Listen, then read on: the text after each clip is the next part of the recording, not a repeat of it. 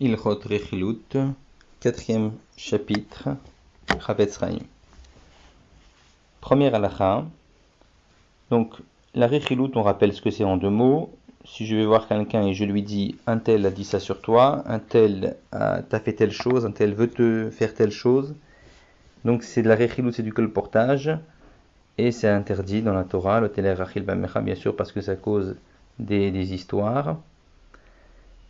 Ici, cette halakha nous apprend un chidouche, une nouveauté. Si par exemple Reuven est sorti chayav du Beddin, c'est-à-dire que Reuven a fait un din Torah, donc il est parti voir le tribunal rabbinique, il avait un différend avec Shimon, et finalement Reuven a été condamné à payer, et ensuite moi je le rencontre, et je lui demande qu'est-ce que finalement ils ont décidé comment ils ont statué, comment le Beddin a tranché. Et il me répond qu'il a été condamné par le Beddin à payer. Si je lui dis « Oh, ils t'ont pas bien jugé », c'est interdit. Pourquoi ? Bien qu'ici, la nouveauté, elle est que bien qu'ici, je lui dévoile rien de nouveau, parce qu'il est bien au courant que le Beddin l'a condamné. Donc je ne suis pas en train de lui dévoiler quelque chose de caché. Mais lui, il avait accepté en fait la décision du Beddin. Moi je viens, je lui dis, ils ne t'ont pas bien jugé, donc je lui fais naître des espoirs et des idées comme quoi en vérité il n'a pas été bien jugé. Donc je fais naître dans son esprit quelque chose de nouveau, et ça pourra entraîner bien sûr de mettre une haine dans son cœur contre le Beddin, alors que peut-être avant cela il avait accepté la décision du Beddin, donc il n'avait pas de haine contre le Beddin. Donc ça c'est interdit, c'est de la Rechilut, bien que je n'apprends rien de nouveau puisque je réveille quelque chose qu'il n'avait pas encore pensé. Deuxième halakha. Si Reuven a dit du mal sur Shimon devant 2 auditeurs, donc il a fait du lashon hara sur lui, il a fait une interdiction sur Reuven, et ensuite un de ses auditeurs il fait une autre interdiction, il va colporter, c'est-à-dire que il va aller voir Shimon et il lui dit, tu sais, Reuven a dit ça sur toi. Alors ici, le deuxième auditeur pourrait se dire, moi aussi je peux aller répéter à Shimon que Reuven a dit ça sur lui, parce que déjà il est au courant, puisque je sais que le premier auditeur qui est avec moi, il a déjà été lui répété. Malgré tout, c'est interdit pour le deuxième auditeur d'aller le répéter à Shimon ce que Reuven a dit sur lui. Pourquoi ? Parce que lorsqu'il va entendre d'une deuxième personne la même information, forcément, Shimon, il va croire beaucoup plus à l'information, ça va réveiller une nouvelle haine dans son cœur sur ce Reuven. Il va y croire plus que s'il avait entendu d'une seule personne l'information. Et ça peut en entraîner une nouvelle querelle, nouvelle par rapport à ce deuxième auditeur. Donc c'est aussi interdit, bien qu'il est au courant, ce Shimon, de ce que Reuven a dit sur lui. Troisième halakha, ça c'est par rapport à la teshuva à faire. Alors, il dit comme ça, que si quelqu'un a transgressé la rechilut et veut faire teshuva, alors il doit déjà demander mechila à son ami. Pourquoi ?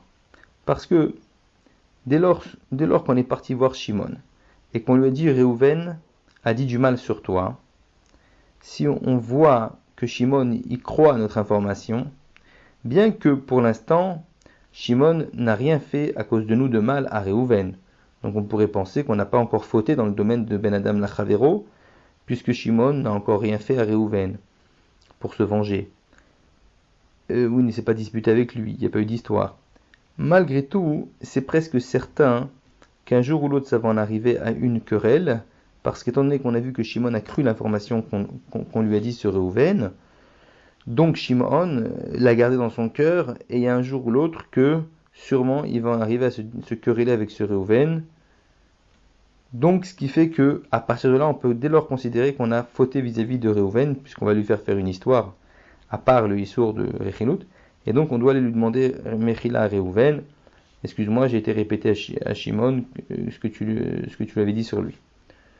À moins, il nous dit le Chavetz Chaim, qu'on arrive, avec une certaine intelligence, à enlever du cœur de Shimon la haine qu'il a sur Reuven. Par exemple, en lui disant non, en vérité, il n'a pas dit ça sur toi, en étant sûr qu'il nous croit après, si on arrive à lui enlever du cœur la chose et on voit qu'après il y croit plus, alors en effet, on n'aura pas besoin, on n'aura pas fauté vis-à-vis de Réhouven, puisqu'il n'arrivera rien de fâcheux à Réhouven maintenant, puisque Shimon n'y croit plus. Et donc, on n'aura pas besoin dans ce cas-là d'aller voir Réhouven pour lui demander Mechila. Cependant, quoi qu'il arrive, on doit aussi faire une teshuva ben Adam la makom, entre nous et Hachem. Parce qu'il y a une teshuva entre nous et l'homme, et une teshuva entre nous et Hachem.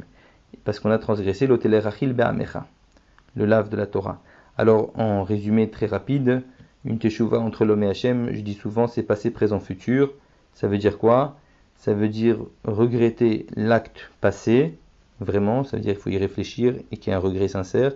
Ensuite, un vidouille, c'est-à-dire une confession, parler avec Hachem, dire pardonne-moi Hachem, j'ai fait telle faute. Et ensuite, dans le futur, prendre à l'avenir sur soi, Belev Shalem avec un cœur entier, de ne plus refaire ça. Alors, on a terminé le 4e chapitre, on commence le 5e chapitre. Première halakha. De même que on avait vu dans la Rote Lashon Hara que c'était interdit de croire du Lashon Hara Minatora sur un juif qui était donc Bechesket Kashrut, de même il est interdit de croire de la Rechilut Minatora. C'est-à-dire que si quelqu'un vient nous dire, tu sais, Réhouven a dit ça sur toi, on ne doit pas y croire. On ne doit pas y croire. Et comme disait Rav Etzraim ailleurs, ça ne veut pas dire que je dois croire que ce qu'on me raconte c'est du mensonge de toute pièce. Non, bien sûr que c'est peut-être pas du mensonge de toute pièce. Mais je dois me dire que sûrement il manque des détails, un élément, une intention qui a été mal comprise par celui qui vient me raconter l'information. Toutes choses qui font que je ne peux pas croire de manière absolue à cette information, puisque la personne sur qui on parle est quand même quelqu'un de cachère, donc je ne dois pas croire l'information. Et celui qui croit l'information, qu'on vient lui dire un tel a dit ça sur toi, il transgresse un commandement négatif de la Torah qui s'appelle l'otissa shema shav, tu n'accepteras pas une nouvelle veine. À part tous les lavim et les assin, les commandements négatifs et positifs qui peuvent être transgressés, à part celui-là en même temps, comme on l'a vu dans la Petira, au début du livre. Et les Chachamim nous ont enseigné, le Lashon Hara il tue 3 personnes, celui qui le dit, celui qui le croit et celui sur qui il a été dit. Comme on voit que Doeg, qui était quand même un grand sage, un grand Chacham, il a perdu son Olam Haba, son monde futur, à cause de cette Rechilut qu'il a fait sur la Nov, la ville des Kohanim. Et Nov, la ville des Kohanim, sur qui le Lashon Hara a été dit, aussi ils ont été tués. Et Shaoul, le roi Shaoul, qui avait accepté, qui avait cru cette Rechilut, lui-même a été tué. Et celui qui le Mekabel croit le Lashon Hara, la Rechilut, c'est même plus grave que celui qui le dit. Et les Chachamim ont dit, tout celui qui dit du Lashon Hara, et celui qui est Mekabel du Lashon Hara, c'est-à-dire celui qui croit du Lashon Hara, il est apte à être jeté au chien. Parce que dans la Torah, l'utissa shemashav, donc l'interdiction de croire du Lashon Hara, il est juxtaposé avec un paragraphe parlant de la viande qui n'est pas cachère, et c'est marqué sur cette viande, la kelev tashlichunoto, vous la jetterez au chien. Et de là, on voit que si ces deux sujets sont juxtaposés, c'est pour dire que celui qui croit du Lashon Hara, il est apte à être jeté au chien. D'ailleurs, une petite parenthèse, les Mekoubalim disent, ça c'est le Rav Etzraim qui ramène ça dans son livre Shmirat HaLashon, que ceux qui font du Lashon Hara ou qui sont Mekabel, je crois aussi ceux qui sont Mekabel, peuvent être réincarnés en chiens. Deuxième halakha, Ve'af al shmiat rechilut bilvad gam ken yeshisur gadol, que mot Lashon Hara. Également sur le fait d'écouter de la rechilut. Alors maintenant, si je veux juste écouter sans y croire, est-ce que je peux? Eh bien non, on nous dit que c'est interdit. Bien que si je n'ai pas décidé au début d'y croire. Mais cependant qu'il y a des cas où c'est permis d'écouter. Alors que de croire, non. Le fait d'écouter, par exemple, si quelqu'un vient me voir pour me prévenir de quelque chose, d'un danger, attention, un tel veut te faire telle chose. Et donc, dans ce cas-là, il veut te faire telle chose dans ton argent ou dans ton corps, etc. Dans ce cas-là, j'aurai le droit d'écouter, afin de me protéger.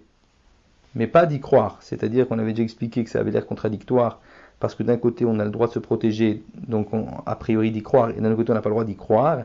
On avait expliqué que c'était vraiment un pourcentage infime, négligeable de chances que ce soit vrai, qui fait que d'un point de vue se protéger, on est obligé de le faire parce qu'on ne peut pas prendre de risques.